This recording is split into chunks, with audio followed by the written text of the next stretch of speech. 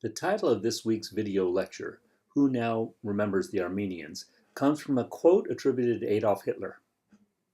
In 1939, as Nazi Germany was increasing pressure on Jews and other members of German society, he asked this question, implying that the Armenian Genocide, which had occurred only 20-some years earlier, was largely forgotten.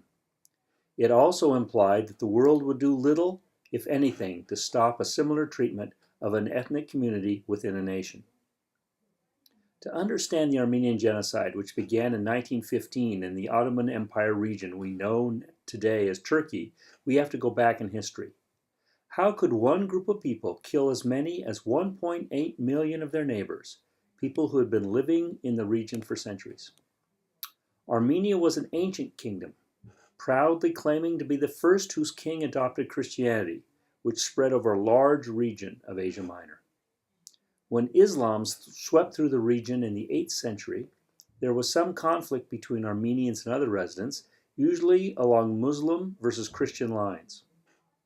With the creation of the Ottoman Empire in the 15th century, a multi-ethnic state was allowed to exist, with Armenian Christians living side by side their mostly Muslim neighbors. From the beginning, Armenians were not treated as equal members of the Ottoman Empire. They had limited political rights, paid higher taxes, and were not allowed in some occupations. It was not until the rise of nationalism in Europe in the 19th century that groups of Armenians began to organize and agitate for better treatment. Few called for complete separation from the Ottomans, as had the colonists during the American Revolution. Instead, they called for an end to mistreatment of Armenians and an end to the millet system, which relegated them to second-class citizenship status. In response, in 1895, the Ottoman Turk government violently suppressed the protests, killing perhaps 300,000 Armenians in the process. Some Western observers took note of the massacres, and in the U.S., over $100 million was raised to help Armenian refugees and orphans. Another violent incident involving Armenians took place in 1909 in Adana, in central Turkey, when a mostly Armenian city was destroyed and 30,000 people were killed. There was no punishment meted out to the perpetrators of the massacre by the Ottoman Turk government, distressing Armenian intellectuals and leaders who had hoped that the rise of young Turks would result in better treatment for the Armenian community. World War I brought more persecution for Armenians. When Christian groups in the Balkans offered resistance to the Ottoman Turks, the Armenians, also Christians, were blamed. Similar reactions occurred after defeats at the hands of the Russian army. Armenians found themselves accused of being traitors, and militias were organized to remove all Armenian influence from Turkish society. The 1915 Armenian Genocide began in February following a particularly bitter defeat at Sarikamish by the Russians. Rural villages with large Armenian populations were destroyed, and the residents either killed or forced to leave the region.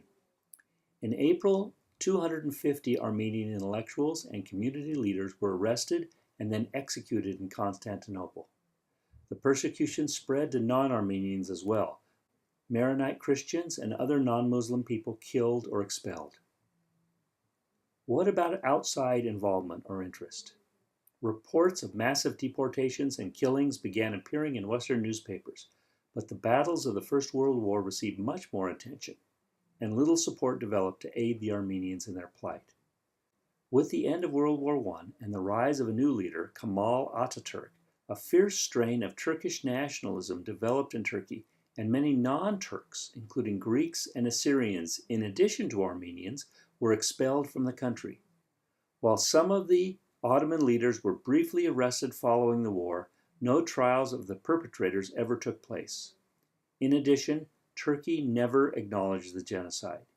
Even today, many Turks are taught that it was the Armenians who engaged in violence, and that any mistreatment that occurred was minor, an unfortunate byproduct of the war.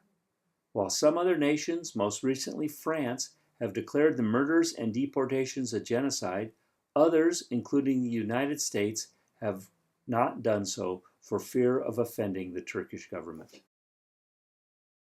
In conclusion, the Armenian Genocide grew out of the second-class citizenship status of Armenians and religious differences with the Turkish Muslim majority.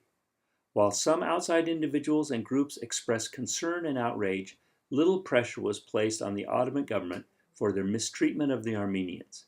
And just 25 years later, Hitler dismissed criticism of his government's actions by asking, "Who now remembers the Armenians?"